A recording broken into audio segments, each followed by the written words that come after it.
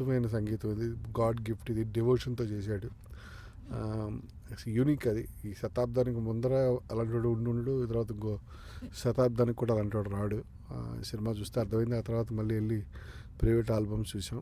అయితే ఇక్కడ ఒకటి ఉంది, ఈ మైకేల్ జాక్సన్కి వాళ్ళ ఫాదర్ ఉంటాడు, ఆయనతో 5 ఉంటారు ఆ ట్రూప్లో.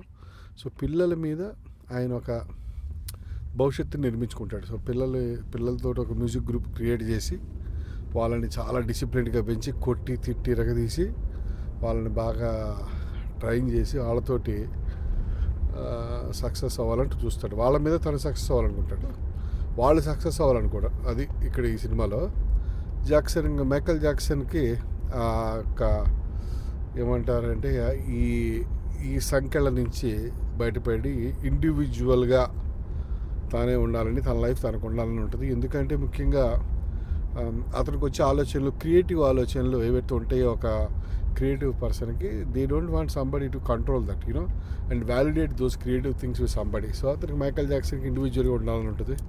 సో బయటకు వస్తాడు. ఆ తర్వాత పాపం అతనికి తల ఏదో గాలిపోయిందంటే మనకు ఆ విషయం కూడా తెలియదు అసలు, ఒక డ్యాన్స్ షోలో. దానివల్ల అతను జీవితాంతం బాధపడ్డాడు. చివరికి చావుకు కూడా అదే కారణమైంది. అయితే ఇంకొక విషయం,